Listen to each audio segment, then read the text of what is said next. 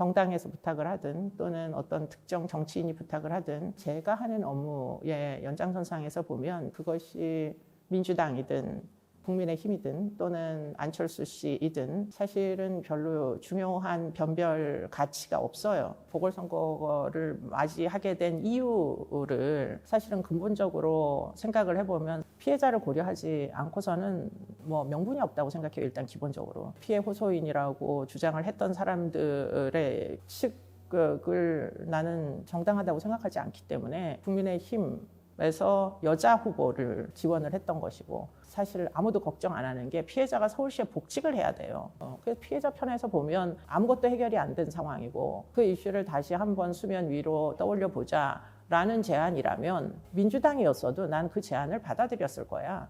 왜냐하면 피해자 입장에서는 지금 절박하기 짝이 없는 일이니까.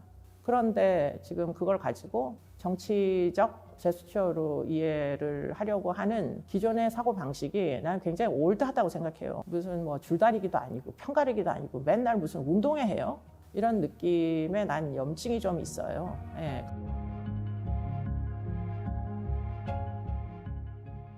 내 머릿속에 정치는 정치인이 하는 게 정치라고 생각해요. 나처럼 이 정당 저 정당 예컨대 정파도 관계없이 어떤 이슈를 향해서 어떨 때는 진보로 보이기도 하지만 어떨 때는 보수로 보이기도 하는, 그러나 어쨌든 그 내용으로 봐서는 하나도 다르지 않은 그런 일을 하는 사람을 정치인이라고 부르면 자기 인생을 열심히 사는 대다수의 사람들도 다 정치인이지, 난 그렇게 생각을 안 한단 말이에요. 내가 어디에 한 번도 당비라는 걸 내본 적이 없고 정당 가입도 해본 적이 없고, 나는 직업이 교수인데 교수로서 할 수 있는 일을 최선을 다해서 찾아서 그때마다 목소리를 내온 거고, 나는 내가 목소리를 낼 때 나로서 목소리를 내는 게 아니에요. 가장 피해를 많이 입은 사람들을 대변해서 나라도 목소리를 내야지, 정확한 시점에 정확한 목소리를 내야 여러 가지 어려움이 있는 사람들이 무시당하지 않는다. 그 정도의 역할 정도는 내가 해야 되는 거 아니냐, 그 생각을 지금까지 하면서 살아온 거예요. 그렇기 때문에 그걸 대변한다고 내가 당장 무슨 정치인이 돼서도 안 될 것이고 되는 것도 물론 아닐 것이고, 아무래도 내가 성별이 여성이다 보니까 여성에 관련된 이슈가 눈길이 안 갈 수가 없는 것이고, 그러니까 이제 여성 NGO 단체와 활동을 꽤 오랜 동안 해온 거죠. 성폭력 상담소나 여성의 전화나. 그들이 결국에는 정치권으로 이제 진출하게 된 경로가 이제 민주당 경로였고, 계속 그와 연관된 제도를 만들거나 또는 연구과제를 수행을 했었고, 그래서 20대 국회까지 민주당의 여러 가지 세미나, 뭐 간담회 이런 것들을 지원해 온 거예요.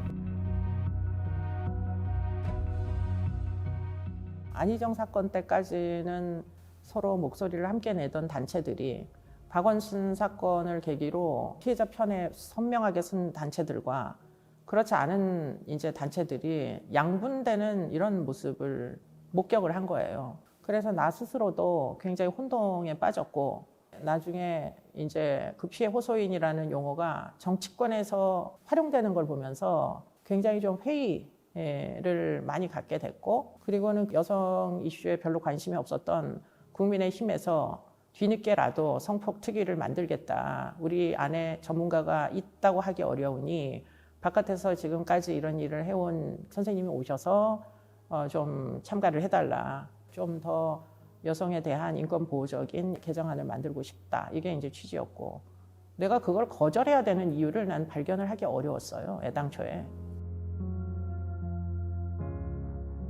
그런 위험이 있을 거라고 예상했었죠. 그럼에도 불구하고 그만큼 소득이 있었다. 난 이런 생각도 한편으로 하는 게, 지금 그 성폭특위 위원들의 이제 대화방이 있거든요.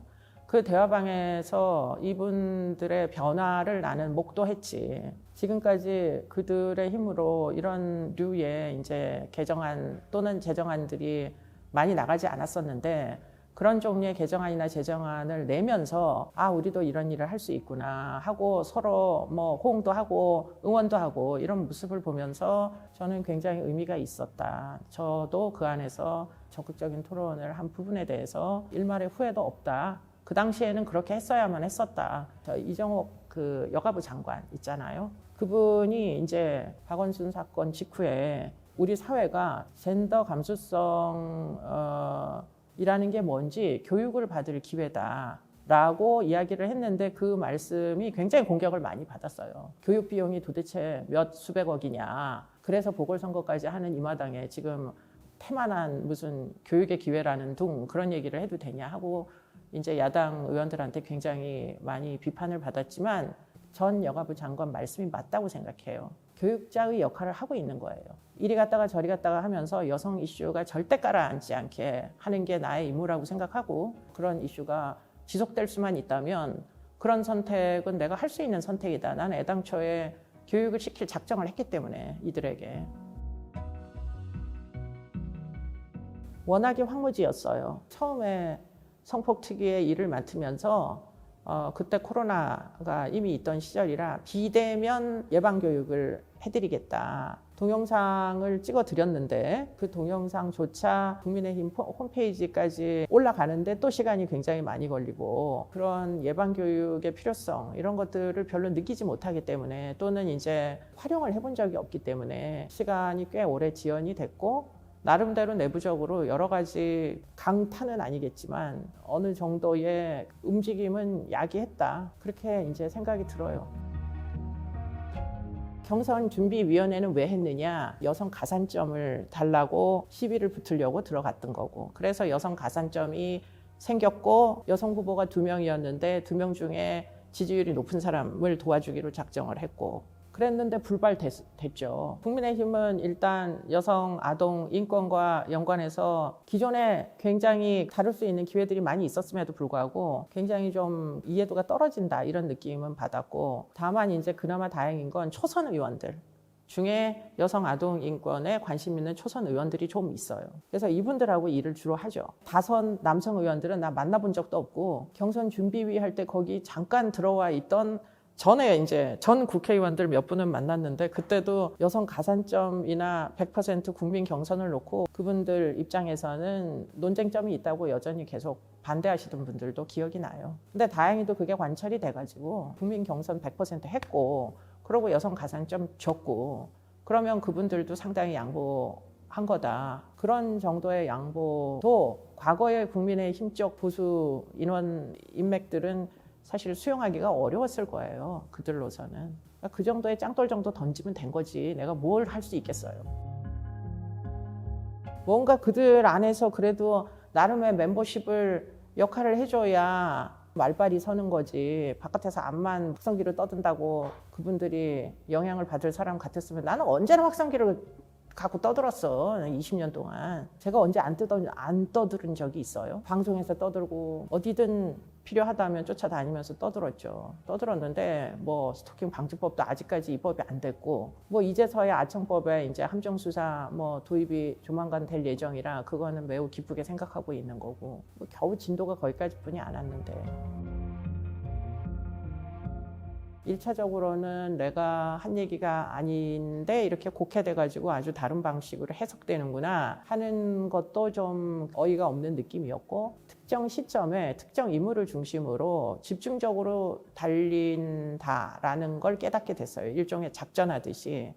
그래서 만약에 정말 나라는 개인에 대해서 불만이 있는 사람 같으면 내가 연관된 모든 정보에 악플이 등장해야 되는데 그게 아니고 어떤 필요에 따라 가지고 어떤 시즌에만 집중적으로 달리고 또 다른 시즌에는 또 달리지 않는 이런 현상들을 보면서 아 이게 악플로도 어떤 정치적인 흐름이라는 게 존재하나 보다 뭐 이런 생각을 할 정도로 이것도 굉장히 전략적으로 활용하는 것 같다 이런 생각을 했죠. 제가 이제 직업이 분석이다 보니까 악플도 굉장히 분석적으로 하게 되더라고요. 악플을 읽으면서도. 그래서 요즘은 별로 악플이 안 달려요. 이유는 더 이상 국민의힘에 도움이 안 되는 인물이라고 판단을 해서인지 모르겠는데 인기가 좀 떨어졌지? 악플 기준으로 보면. 충분히 그럴 수 있다고 생각이 들어요. 젠더 이슈가 진보 쪽의 독점 이슈다 이렇게 생각한 사람들이 있었고 그렇기 때문에 젠더 이슈에 민감한 유권자들은 모두 우리 편이다 이렇게 간주를 했었는데 나의 어떤 변절로 인하여 본인들의 어떤 힘의 균형이 깨어질 수도 있겠다라는 위기감 이런 게 이제 생성이 돼서 나에 대한 인신공격을 좀 해야 될 필요성이 있지 않나 이렇게 이제 느끼는 사람들이 있었겠죠. 그런데 그 생각 자체가 굉장히 어떻게 보면은 고루하다. 난 개인적으로 이렇게 생각해요. 가치라는 게 어떤 특정 집단이나 특정 세대에 의해서 독점될 수 있는 거예요. 일단 기본적으로 굉장히 그런 사고방식 자체가 올드 패션드하다. 여전히 세상을 양분해가지고 결국은 그게 망국병이다라는 생각을 저는 해요. 예. 정치권의 구조적인 문제라고 보여요. 심지어는 국민의힘도 정의당처럼 바깥으로 다 알리고 당 차원에서 어떤 처분을 한 건 아닐지 모르지만 내부적으로 다양한 종류의 처분이 있었을 수 있겠죠. 그랬을 거라고 추정이 돼요. 그렇기 때문에 정치권 전반에 걸쳐서 어느 당이든 지금 권력관계, 주종관계가 분명한 그런 조직에서는 쉽게 발생하는 그런 문제이고 교육적 가치가 있었던 사건은 정의당 사건이었다. 정의당 사건은 어떻게 보면 이런 문제를 푸는 굉장히 큰 해법을 제시한 것 같기도 해요. 보통 피해자들은 피해 발굴을 하면 조직에서는 퇴출되는 길밖에 없었는데 정의당 사건은 정의당 자체가 피해자 편을 드는 그런 사건의 해결 루트를 나는 생전 처음 본 거야. 아마 모든 국민들이 다 생전 처음 본 그 해법이었을 거예요. 피해자는 여전히 조직 안에서 국회의원으로서의 역할을 그대로 유지하고 있고 아마 박원순 시장의 피해자도 그러고 싶지 않았겠어요? 그런 차원에서 보면 피해자는 얼마나 어이가 없겠어요, 지금. 그분이 죽을 고비를 여러 번 넘겼다는 얘기는 내가 전에 들었어요. 그런 희생을 치르고 지금 그래도 어쨌든 여성 인권의 이슈가 지금 겨우겨우 명맥을 유지하는데 나라도 몸을 던져야지. 몸을 던져서 사람들의 주목을 끌 수 있고 계속 그 이슈를 띄울 수 있으면 뭐 그 정도의 희생은 감수해야지. 나는 뭐 직장이 잘리는 것도 아닌데. 전문가로서의 역할에 제한을 해가지고 전문적인 자문만 받아들이고 전문가의 존재 자체를 이용을 하겠다는 생각은 일단 접어버리면은 그러면 네 편 내 편 없이 다양한 전문가를 다양한 정당에서 활용할 수 있잖아요. 그런데 이제 색채 구분을 꼭 해서 뭐 무슨 색깔이냐 를 꼭 구분하려고 들지. 전문가들 입장에서도 스스로가 이 색깔에 적합하지 않다고 하면 무지하게 전문가인데 그 집단에는 가서 전문적인 자문을 해주기가 어렵단 말이에요. 그러면 그거 같이 낭비가 어디 있어요. 대한민국의 특정 영역에서의 전문가 풀이 그렇게 많지 않을 텐데 어떤 이슈에 따라 가지고 비록 좀 다른 색깔인 것 같아도 끌어다가 자문 역할을 시키고 뭐 그렇게 하면 결국은 다 공공의 이익이 될 텐데 그거는 국민의힘과 연루된 정치적 인물이다 이렇게 오해를 한 것으로 보이고 악성 댓글 같은 게 달리니까 부담이 됐겠지. 지금은 또 악성 댓글이 또 안 달리거든. 그래서 이번 주부터 또 다시 자문을 하기 시작했고 그들의 불편함을 유발해서 나도 좀 유감이지. 나의 의도와는 달리 방송에는 영향을 주죠. 그런 것들이. 예를 들자면 NGO 같은 걸 생각해 볼 수 있을 텐데 제가 학교에서 처장을 하거든요. 그런데 처장들 중에 제일 업무 추진비를 쓰지 않는 처장이에요. 약간 결벽증 같은 게 있어가지고 NGO를 못하는 이유도 그런 것과 매우 밀접 연관성이 있다. 그렇게 보셔야 되지 않을까 싶어요. 그런 일들은 힘들지만 우리 대학원생들하고 하는 일들은 굉장히 활발하게 뭔가를 하고 있죠. 학회 단위에서 할 수 있는 일들을 지원을 하고 있고 다양한 이제 진술 분석 전문가들이 육성이 돼서 현장에서 지금 굉장히 많은 사건들에 투입이 되고 있죠. 파일러도 우리 학교 출신들이 많이 있고 학회에서 할 수 있는 모든 일을 하고 있어요.